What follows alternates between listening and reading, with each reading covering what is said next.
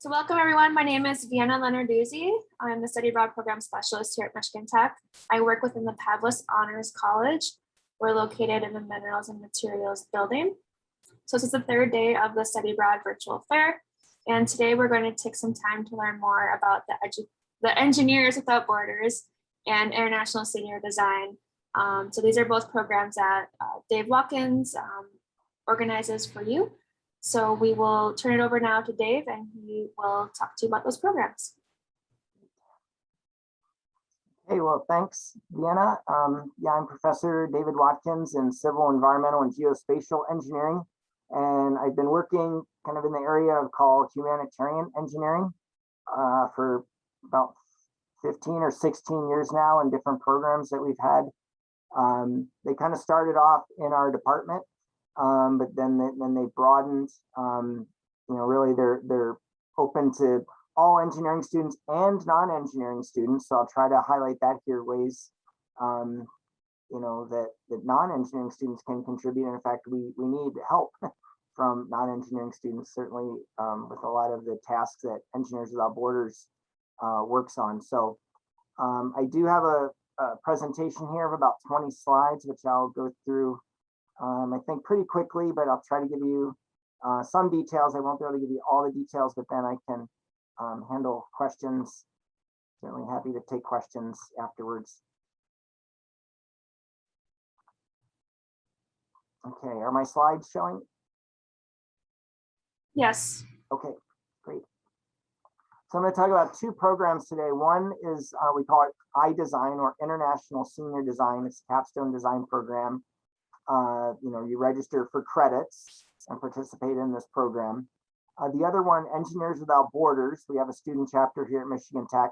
That's a volunteer organization.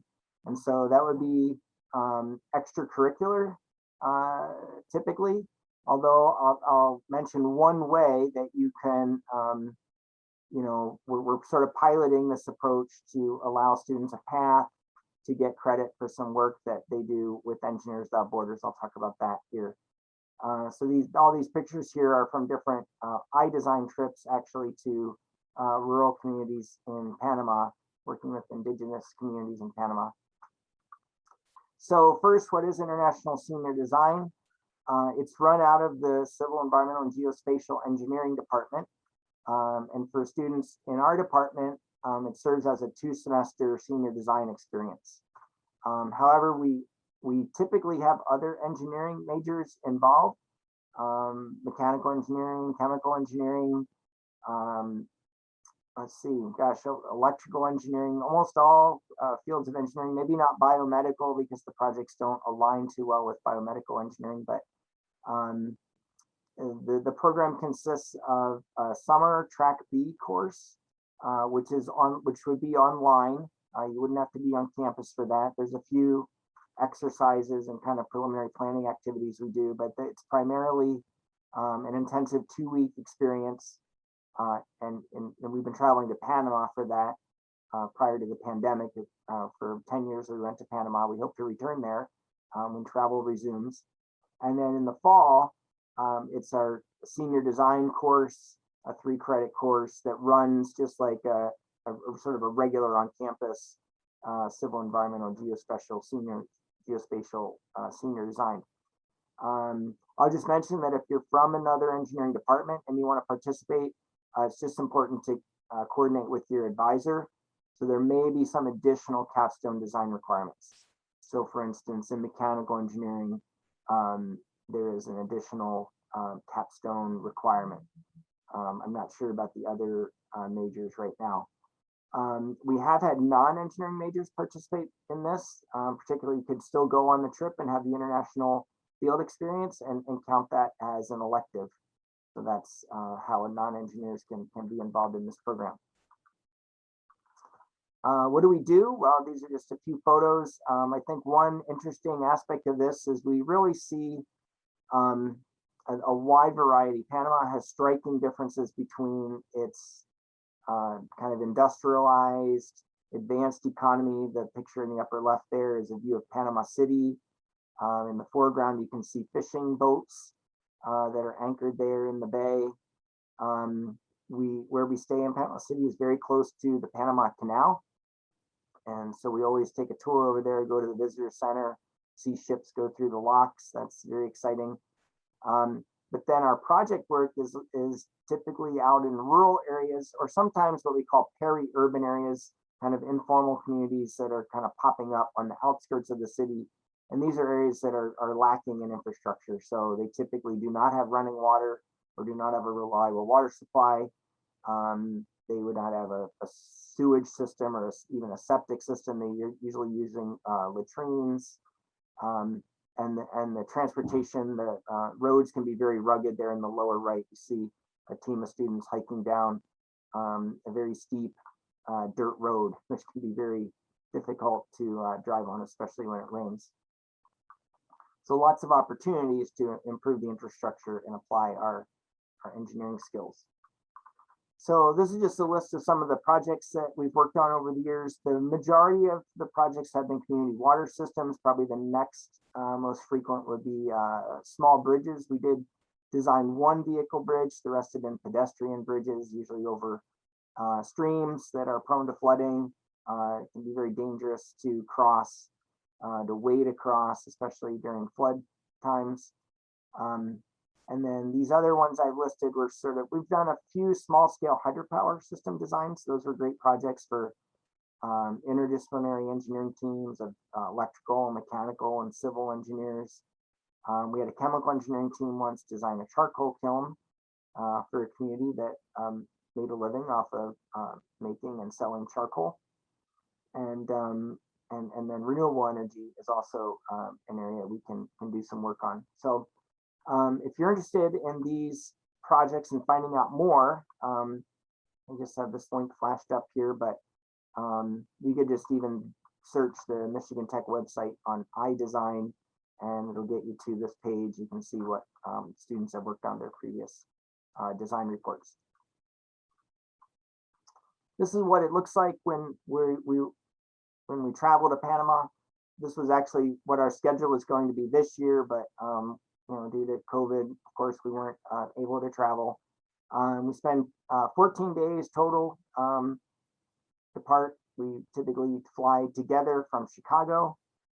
We spend 2 days in Panama City at a place called the City of Knowledge, which is actually a kind of a renovated former Army base when the U.S. had a presence there in the Canal Zone. But we have very nice dorms there. I always tell students, don't get too comfortable in the dorms, because then we may be traveling out to rural areas where we're essentially camping. So you need to bring kind of your own sleeping gear, a bug net, things like that. But the communities are very hospitable. Like I said, it's just that the accommodations are very basic. So then we have about a week typically for site assessment for the project. For instance, if it's a community water system, we would be doing a topographical survey, characterizing the water source, getting information about the community, how many homes, what water use levels should we design for. Then we return to Panama City, and there's kind of a wrap up where the students present their reports on their assessment study. We take a tour of the city, and that might be when we visit the Panama Canal. So it's pretty fast paced while we're down there. We come back typically 1 week before classes start, just to give us a little bit of breathing room. For instance, these project assessment reports might be due that week. Let's say I would make them due August 25th, and then we still have a few days before the start of the fall semester.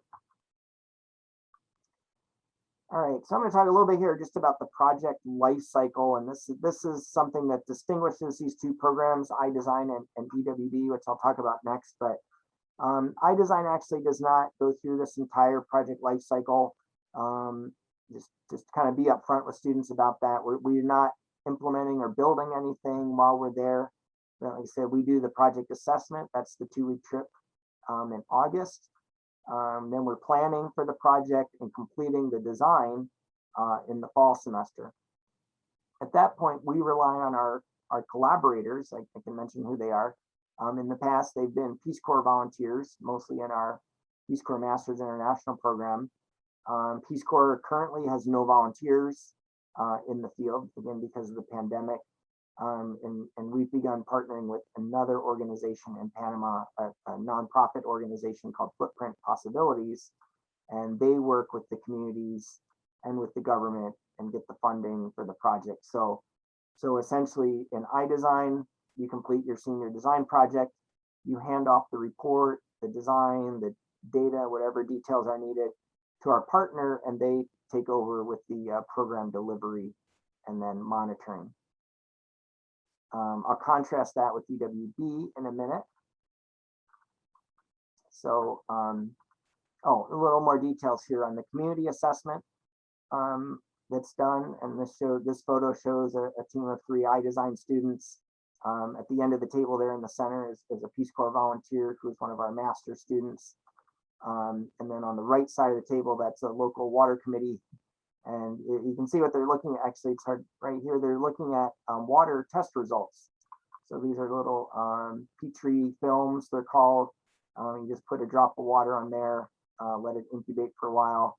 And I can even tell from this image, if there's blue dots on there, that means there's bacteria in the water. So they determined that their water supply was not safe and would need to be improved. So we're collecting information like that while we're there. Of course, we're collaborating as much as we can and informing the local community what we're doing, and also them informing us, giving us information about the demographics of the community, what challenges they're facing, what opportunities they see for either organizing or getting funding for a project. And so we learn as much as we can while we're there. It's a short visit though, so we do rely a lot on our project partners to give us information as well. And then a big part of what we do there is the technical assessment. Just for instance, this is one thing that a lone Peace Corps volunteer cannot do by themselves very well. They may, organize, again, a committee from the community to help with this. But usually this is a big team effort. Going to different water sources, for instance, is kind of what are shown here. I know the water looks dirty, but that we may need to treat the water or protect the source. What you're seeing here are unprotected sources, and unfortunately many communities are still drinking or having access to unprotected water sources like this. Actually, the lower right is maybe one example of a past successful project. They're standing on a water storage tank, which would be a primary piece of infrastructure for a community. All right, so let's see how we're doing on time. Oh, plenty of time. So I'll move next to Engineers Without Borders. This just gives a little bit about the mission of Engineers Without Borders.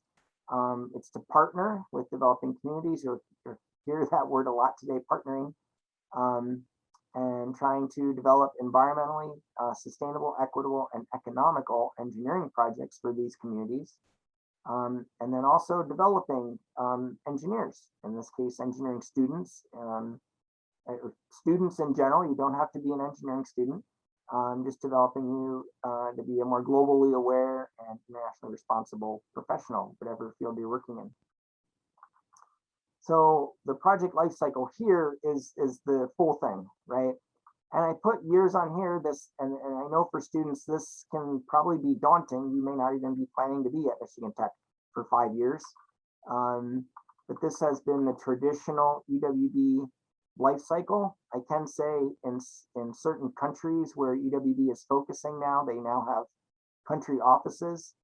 And it's one of their goals actually to kind of speed up the cycle so the communities aren't kind of maybe in limbo, feel like they're in limbo waiting for project implementation for 2 or 3 years. So but usually year 1 is the project assessment, and then the project design. So right, in iDesign, we do that in 2 semesters, right? And EWB is thinking like, yeah, maybe that can be done now in about 6 months, right? And then maybe, even by the end of year 1, or certainly in year 2, you're starting the program delivery or the implementation. But then they still recommend at least 2 years of monitoring and evaluation after that, in case things break down, things don't go as planned, maybe things need retrofitted or troubleshooted, right? EWB is providing the technical support for that. So I should probably change the years on here to speed that up a little bit. But I think the main thing here is it is a multiple year process. And if you get involved with EWD, just keep in mind that we'll have different projects at different stages of this, right? So actually right now, I'll show you 2 projects today. Actually, I'll talk about 3, third one briefly. And 2 of them are already down in the implementation stage, but because of COVID, we're kind of stuck right now. And one is just beginning with the assessment and planning. So I'll talk a little bit about that. So one project or program that we've had for a long time, actually since the very beginning of the chapter, has been with one community, but then they divided into 2. So it's now 2 communities in a rural, remote location of Panama. In fact, they're only about a mile or 2 from the Mexico border. But to get there through Guatemala, some people have suggested we could get there through Mexico, but that would require a border crossing. We have a rather long trip from Guatemala City, kind of roughly following this path here. It makes for an adventure, definitely. This is their traditional sources of water. Before we started working with these communities, they had these shallow, there's springs. I mean, there's water seeping through the ground into these pits that they've dug.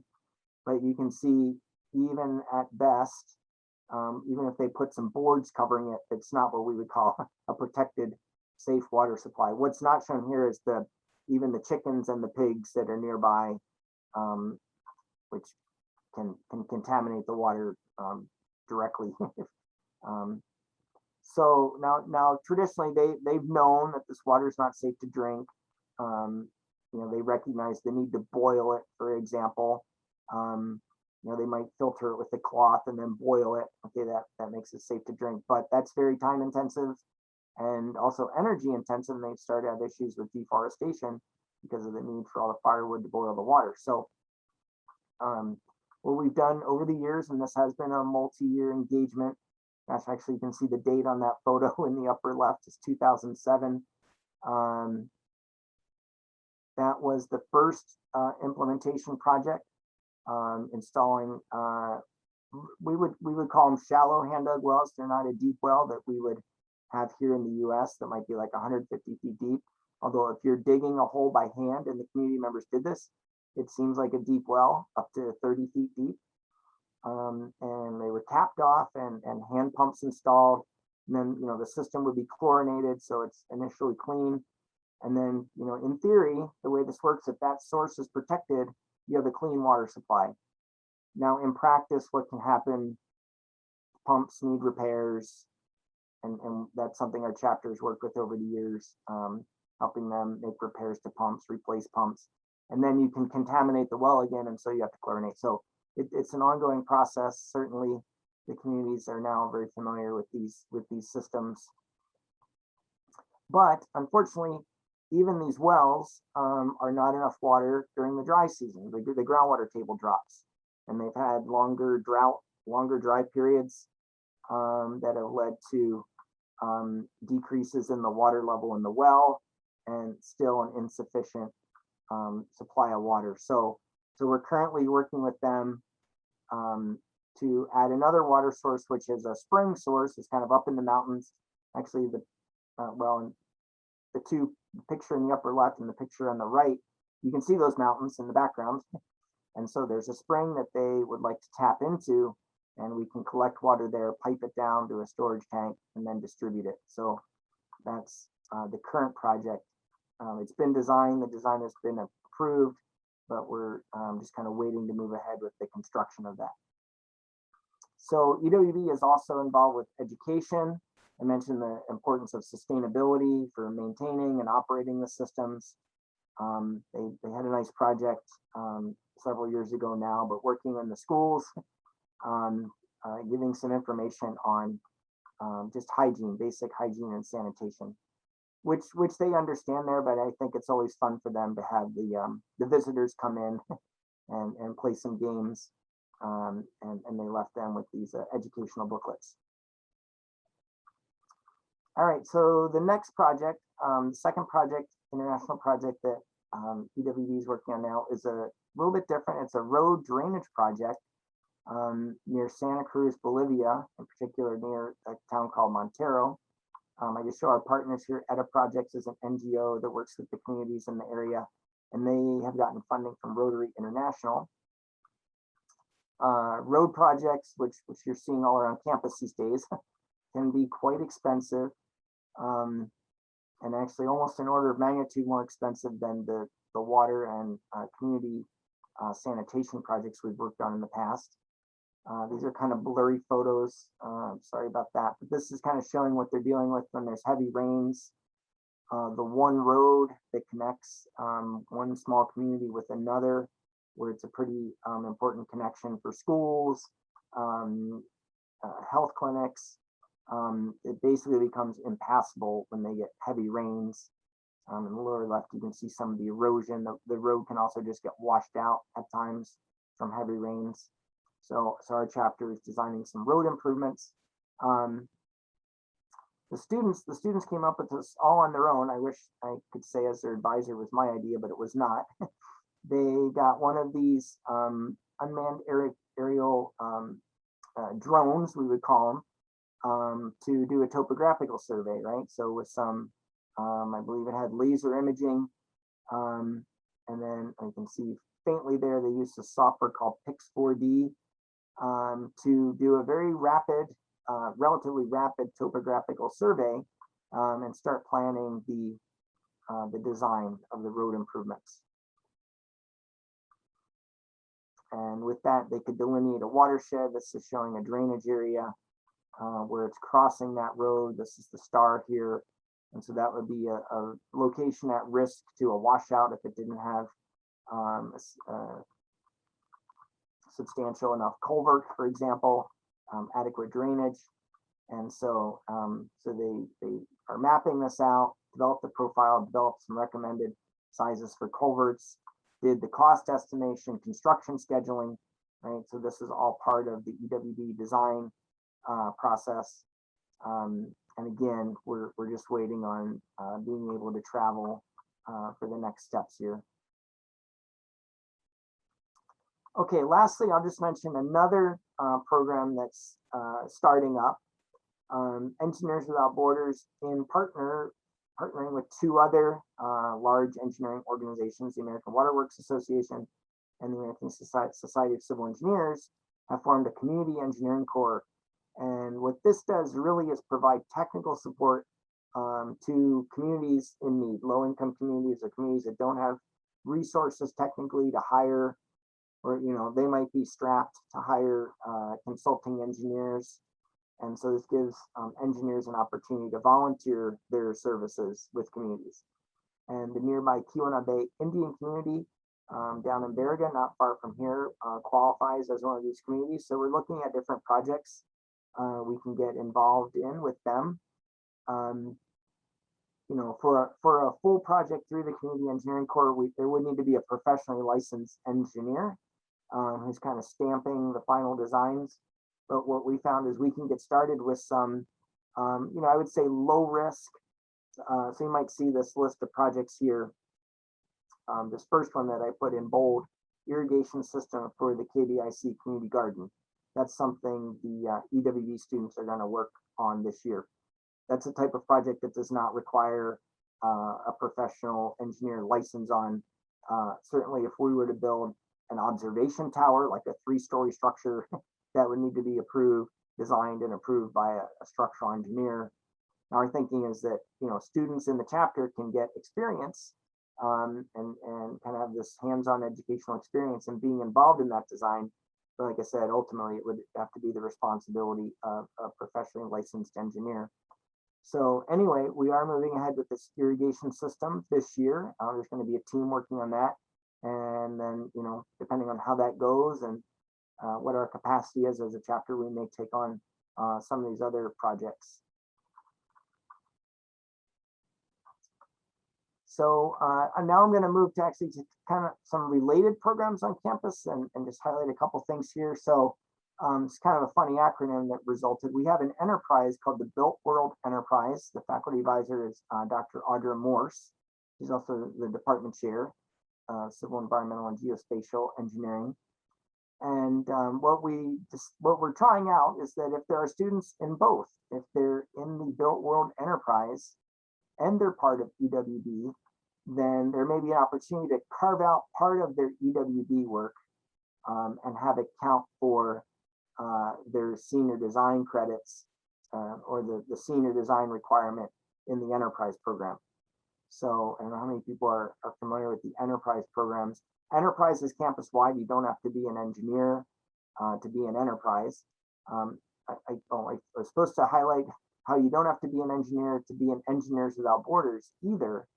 In fact, I don't want to jump back too much. Let me go back to this project process slide just to highlight this.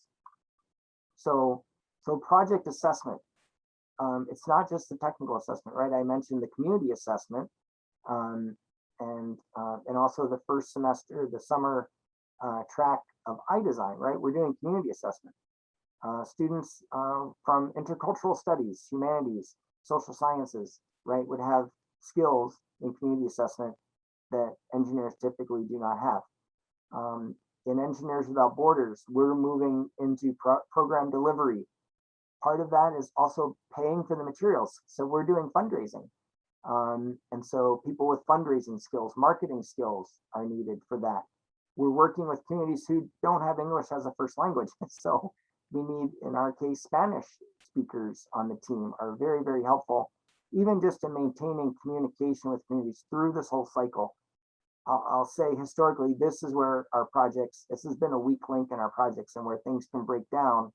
You can see if things sort of, the community can feel like things are dragging on for 2 or 3 years, where are we in this process? They think we've just given up and gone away, probably, right? So we need to, I've recognized we need to do a better job communicating with communities. And oftentimes that works best in their home language, right? We need people on WhatsApp speaking to them in Spanish, right? Yeah, I just want to highlight that opportunities for other majors all across campus. It's very critical here. Sometimes I think we should change the name from Engineers Without Borders to something like Michigan Tech Without Borders, because we need more than engineers. Okay, so that was a little soapbox I jumped on there, but so let me just briefly talk about these other programs and then I'll turn it over for questions. So again, so the Built World Enterprise, that is focusing on infrastructure, the built world, but that's what EWB is building, designing infrastructure. So if you're interested in that, consider joining the enterprise and also participating in EWB. 2 other programs we have, I just want to feature if you're interested in humanitarian engineering work or possibly being in the Peace Corps. You don't have to be an engineer certainly to be in the Peace Corps, but we have a humanitarian engineering minor right now. And if you were to complete the iDesign program, there's a few other coursework requirements that give you breadth in intercultural understanding and community engagement. And then you apply that in a design project such as iDesign, and you can get a minor in humanitarian engineering. And then we have a Peace Corps prep certificate. This is directed by Dr. Carrie Henquinet. I didn't put her contact on here, but if you search the Michigan Tech website for Peace Corps prep, you'll find this page and you can see the requirements for that certificate. Now, again, things are on hold. Peace Corps has no volunteers. I don't even know if they're accepting applications right now. I should check on what that process is. But what this does is it really prepares you for Peace Corps. And my understanding is prior to COVID, that application process got pretty competitive. And so just applying for Peace Corps, you may not get accepted. There's a limited number of slots around the world. And, you could talk to Dr. Henkelman about how this, she could see statistics on how this has improved people's chances of being accepted into Peace Corps. But we feel like if you, are really serious about it and even take the effort to go through and get the certificate, you'll have a much higher probability of being accepted into Peace Corps.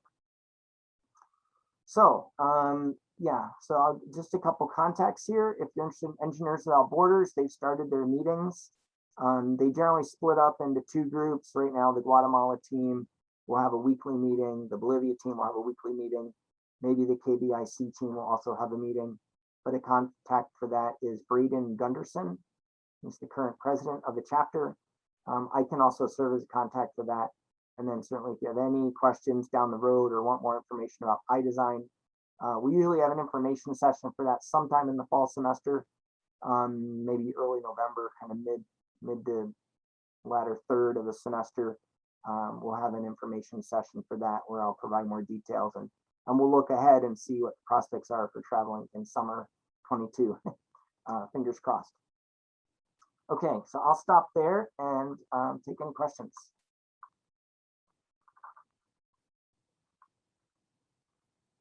Oh, great. Oh, thanks, Deanna. She posted Carrie, Dr. Henkelnet's email there. So. Yeah, and Carrie just led an info session yesterday on the Peace Corps prep program. So I'll be putting together the recording of that and we'll be posting that to our YouTube channel. So check back next week on that. And I have everyone's contact for this event. So I'll make sure you guys get a copy of that link. Super, thanks. Any questions? Did you go over how they can apply? Oh, I did not have those details. So applying for iDesign actually is really just through contacting me. Like I said, so there are courses that you would register, CE 4915 in the summer, 4916 in the fall. But those are actually locked. But if we get your name on a list, I give your name to our academic advisor and then she registers you. So, so applying for that program is really just coming to the information sessions, or if you can't make the information sessions, we've had people on co-op and we just keep in touch by email. I get them the information. And then, oh, sorry, I forgot. Yes, the importance here. Yeah. There is an institutional Michigan Tech application too. Maybe you could say a little bit about that, Deanna, if you don't mind. Yep, and then we'll get to the question that's in the chat too. So part of the application process is submitting a basic study abroad application through via TRM. So that's the software system that we use for our application. So the link I just put in there is where you would go. You would sign in with your Michigan Tech ISO, and then you'll go to the programs tab and search for education, Engineers Without Borders or iDesign, and the applications are open for both of those programs. So it's just a matter of making sure we're keeping record of who's going on this program, but ultimately Dave will be doing like the selections of the applications. So yeah, it's pretty straightforward. And then Dave, do you want to address the question in the chat? Yes, and then there's no application for EWB. It's really just getting involved with the chapter, getting on a project team. Now the national organization EWB USA, we go through their process basically for to be approved for travel. They cover the team with travel insurance, for instance. We go through them. So so that's there is a Michigan Tech application too for participating in the study abroad experience. So that would be similar to what you do for iDesign at the Michigan Tech level. But then the details of that, like I said, the next steps are through the national organization. So yeah, differences between iDesign and EWB. I know it can be confusing because they work on similar projects. So from a technical standpoint, if you're an engineer working on technical design aspects, it may not really be that different. iDesign is a 4-credit program. You can get senior design credit for it.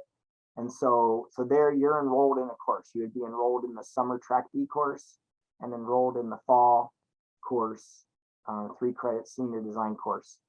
And so, but it's limited to that engagement, right? So basically August to December. And you earn 6 credits if you complete that program. EWB is a volunteer organization. It's an RSO, I should have mentioned, a registered student organization. And so you're part of that as a volunteer, right? And I personally, I like having that available as a volunteer. Although I mentioned this option where you can get credit if you're also in the Built World Enterprise, I personally like keeping it open. This allows people to get engaged at different levels, right? Maybe you want to help with fundraising. Maybe you want to help with communications, but you don't have to go, invest 20 hours a week in it. Some people do. Some people on the project team, certainly travel is a big commitment. A trip might be 10 days to 2 weeks. In the past, I should mention they've traveled over Thanksgiving break and spring break, and they found that those really 9-day periods are not long enough. So they've had to extend, and I write letters to instructors to excuse the absence for an EWB trip. Usually I'm not aware of any problems as long as students are, following up and being conscientious with their instructors and their coursework. So that's really the main difference. iDesign is an academic program. It's structured as a 2-semester senior design, and EWB is just ongoing. It's a 365 organization, and so progress happens over the summer, kind of in your free time, on weekends. Students meet in the evenings, usually when they meet to work on their design teams. So and also EWB, I would ask if you got on a design team, we would want at least the commitment to follow up. So, but there's no real commitment. Certainly, I know, things come up in your life and you get busy. Maybe even with academics, a semester can be busier than you expected, and people can maybe, drop out a little bit, drop off, not be so active. So I see those as the main differences. Did that answer your question, Malia? Yes, thank you. Sure, welcome.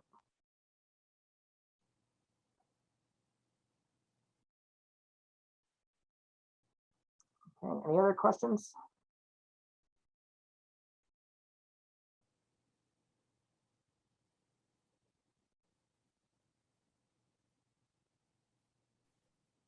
Well, I think we can end there, Dave. I think that was a very informative session. If you want to throw your email into the chat so people can follow up with you with any questions they may have later on, I'll put the Study Abroad email in there as well. And we will follow up with you later with some resources such as the recording of this session and how to apply. We want to thank everyone for joining us, and it's almost the weekend, so have a good weekend and stay safe. Thanks, everybody. Bye. Bye.